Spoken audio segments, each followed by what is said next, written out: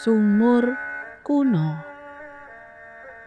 Jaya Kasman iku kondhang minangka paranormal ing sawijining désa ing tlatah Banyu Biru. Dhèwèké pancen ahli tirakat lan seneng sinau bangsa ngèlmu kasekten.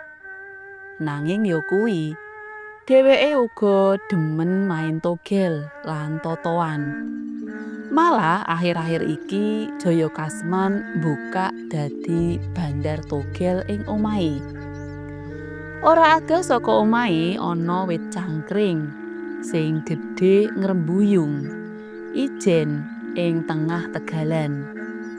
Biyen sadurunge kondhang dadi paranormal, Jaya Kasman pancen seneng tirakat ana kono nganti ditemoni déning jin sing tunggu wit cangkring kuwi banjur dadi prewangane. Jin kuwi ngaku jenenge Cungkring. Bareng rumangsa wis duweni bangsa alus sing saguh asung pambiyantu, dhèwèké banjur mantep anggone madeg mbukak praktek dadi paranormal. Sawijining dina ana wong aran Pak Surya kekarone lungguhan ing ruang tamu. Pak Surya kandha menawa durung suwe iki dhèwèké krungu kabar yen ana harta karun awujud emas inten berlian sing kependhem ing sak sanding sawijining sumur kuno ing desane. Wis ana saperangan paranormal sing teka mrono lan nyoba nglacak anane harta karun kuwi. Nanging ora ana kasile, malah ana sing banjur kesurupan. Ana uga sing awake dadi panas 3 dina 3 bengi ora mari-mari. Nuli paranormal kuwi padha bubar mulih dhewe-dhewe. Ya jalaran kuwi Pak Surya dadi tambah penasaran lan teka mrono arep njaluk tulung Jaya Kasman amprih bisa njupuk harta karun awujud emas kependhem. Mengko bisa dipara loro. Sawise ngrungokake critane Pak Surya, Jaya Kasman banjur mlebu ing kamare. Dhèwèké lungguh sila, dupa sak gepok disumet, kebule ngampak-ampak. Umi ngrapal mantra kanggo nyambat Jim Cungkring prewangane. Ana perlu apa kowe ngundang aku, heh? Dumadakan ana swara tanpa rupa. Kowe mestine ya krungu to critane Pak Surya mau? Pitakone Jaya Kasman. Iya, aku ngerti. Wangsulane Jim prewangane. Upama kowe tak jaluk asung pambiyantu kanggo njupuk emas kependhem kuwi, piye? Kowe saguh to? Ya, aku gelem. Ning aku durung karuan menang nglawan jin sumur kuno kae sak balane. Nek aku ora bisa ngalahake, kowe aja nyalahake aku. Oh, ya. Pokoke dicoba dhisik. Pokoke kowe kudu mbantu aku sak bisamu lho. Bengi candhake, kelakon tenan. Jaya Kasman lan Pak Surya nekani situs sumur kuno kuwi. Panggonane ing sawah pinggiran desa, dadi sepi yen wayahe ngancik wengi.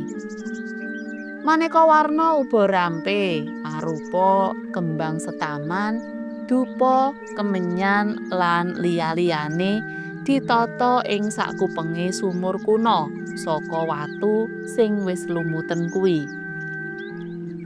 Uga ora lali pacul lan linggis wis disiapake. Pas jam 12 bengi, Jaya Kasman wiwit ngayahi karya. Sila ing sanding sumur kuno, dene Pak Surya nunggu ana gubuk ing pinggir sawah, ora adoh saka sumur kuwi. Sabubare Jayakasman maca mantra, banjur dheweke krungu ana swara kang bisik-bisik. "Nggone kana ing sisih kiwa sumur iki. Saiki coba guduken lemahe. Guduken." Age-age Jayakasman ngundang Pak Surya. Banjur kekarone tumandang gawe, miwiti nggudhuk papan sing nembe dituduhake dening Jim Cungkring prewangane. Nalikane anggone gudhuk, entuk sak bangkekan jerone. Jayakasman wis krasa pegel banget awake. Kaya-kaya wis ora saguh tumandang maneh. Apa maneh nalika dheweke ngingetake Pak Surya, praupane wis katon pucet. Kaya pancen lagi kentekan tenaga. Banjur keprungu maneh swara tanpa rupa dening Jayakasman. Jim Cungkring prewangane kuwi kaya sambat tatu kelaran.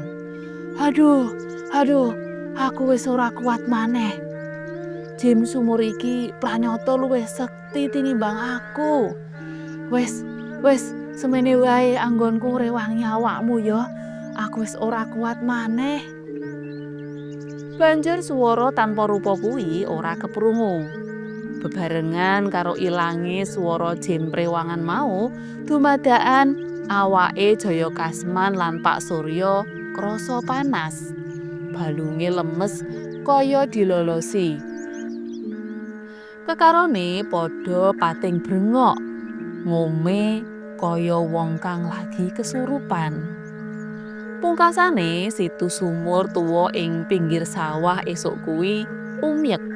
Saperangan tani padha rubung-rubung ing kono. Jalaran nemokake ana pawongan loro wuda kepanasen tanpa awer-awer. Semaput klenger ing jero gundukan lemah sandinge sumur kuno. Bareng wis diupakara nganti sadar, banjur kekarone digawa menyang kelurahan. Cutha.